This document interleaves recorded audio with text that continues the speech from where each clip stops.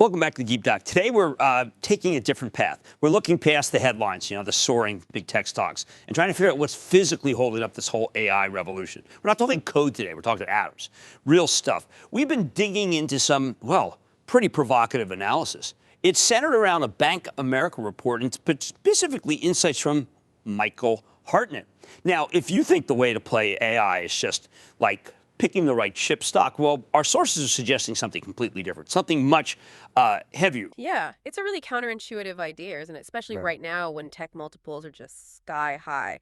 The argument basically is this. If you want to ride the AI wave, maybe, just maybe, you should look away from the expensive tech darlings and focus instead on, industrial raw materials. And the reason is pretty straightforward, actually. It's a core problem AI creates. This isn't just about software getting smarter. It's infrastructure. You have this explosion of AI data centers, and that creates this huge, almost unbelievable new demand for two key things: energy, loads of it, and metals.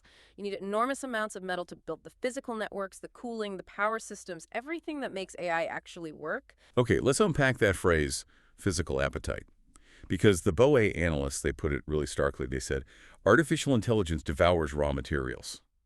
That phrasing just hits you, doesn't it? It really grounds the whole digital thing firmly in the physical world. And when we talk infrastructure, it's easy to just think of the AI chip itself, But it's so much more. Think about the scale. Thousands of servers crammed together, brand new electrical networks to pump in gigawatts of power, complex cooling systems because these things run hot, much hotter than old servers, and the substations feeding them power. All of that, every single bit, needs huge amounts of industrial metals, especially metals that conduct electricity really well. Right, conductivity is absolutely key. If your wiring is inefficient, you're just losing massive amounts of energy as heat, which kind of defeats the purpose when you're trying to run these supposedly efficient AI models.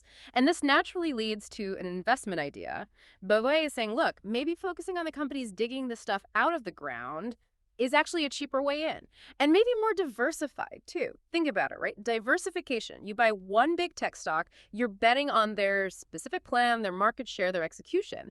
But if you invest in the raw material that everyone needs to build this infrastructure, you're betting on the whole trend, the whole digital and green transition. Really, it doesn't matter quite as much which specific company wins the AI race itself. And what's really interesting is the market seems to be sniffing this out already. We're seeing some early signs that mining stocks are actually kind of quietly starting to outperform some of the big tech giants. It reminds me of that old saying, in a gold rush, sell picks and shovels. It looks like these shovel sellers might be getting reliable gains first. Okay, so if we look at all the materials needed, steel, aluminum, rare earths, the whole list, is there one that stands out, one element that's like the absolute key player in building all this out? Yeah, there is. Copper. It really emerges as the true protagonist here. I mean, copper's always been important, obviously, for centuries. Cables, electric vehicles rely on it heavily now, renewable energy plants too. It's basically the physical backbone of the green energy transition that's already happening. But here's the crunch. Copper is also completely central to building out these new AI data centers.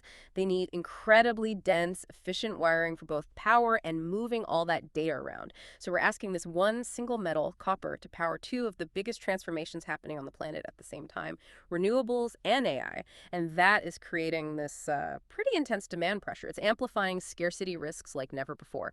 And this isn't just theory, right? We have some hard numbers on this because that tension sounds significant. Yeah, the data really paints a picture. We looked at Bloomberg NEF, that's their energy finance research arm, and their projections show just how severe this crunch could get. Okay, let's start with the big picture number. Globally, the world is apparently heading towards a huge copper deficit. They're predicting something like 6 million tons short by 2035. 6 million tons. I mean, that sounds enormous.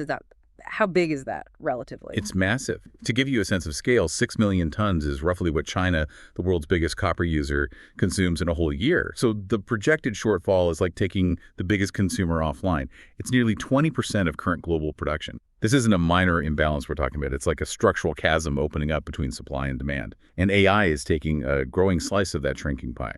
If you just isolate the demand purely from AI, Bloomberg NEF thinks it'll need, on average, about 400,000 tons of copper every single year for the next 10 years. 400,000 tons a year, just for AI infrastructure. Wow. And I assume that's not flat demand, is it? Exactly. The growth is exponential. They're predicting a peak AI consumption year.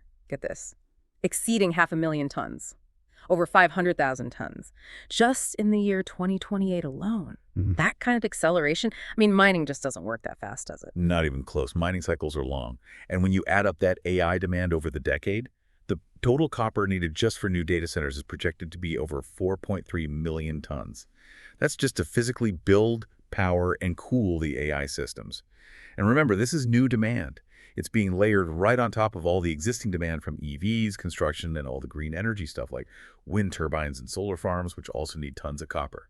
Which brings us to the obvious question. Can supply possibly ramp up to meet this? The short answer seems to be no, a resounding no based on these sources. Global copper production is only forecast to reach about 29 million tons by 2035.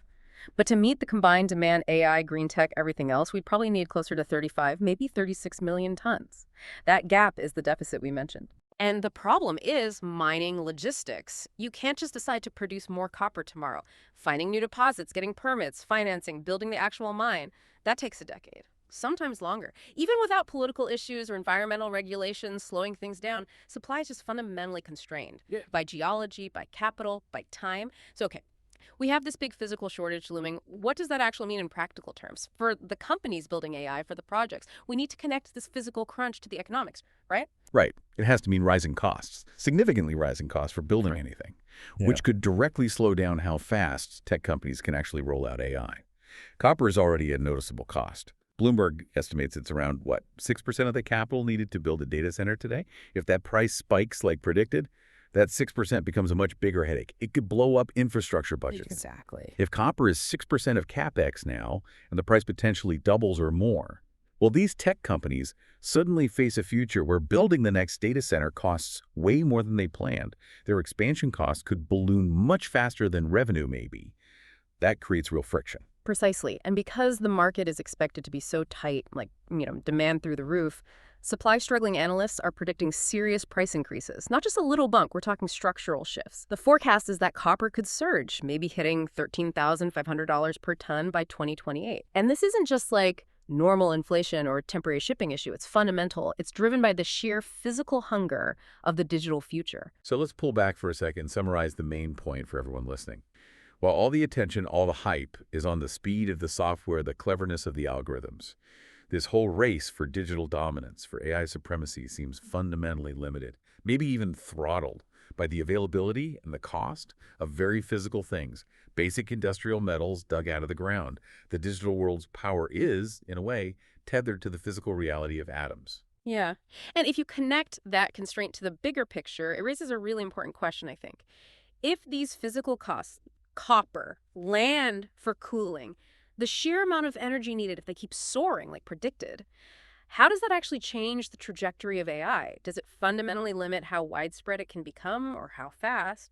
We sort of assume AI will just keep scaling, keep getting cheaper to access. But what if the infrastructure cost doubles every few years? Does that mean only the richest companies can afford to lead? Does it lock things down?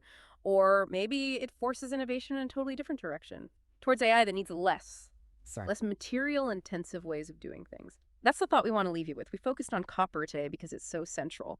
But what other basic, maybe overlooked industrial resources are quietly underpinning the tech shifts we see? What else is sitting in the ground just waiting to become the next big bottleneck for progress? Something to think about.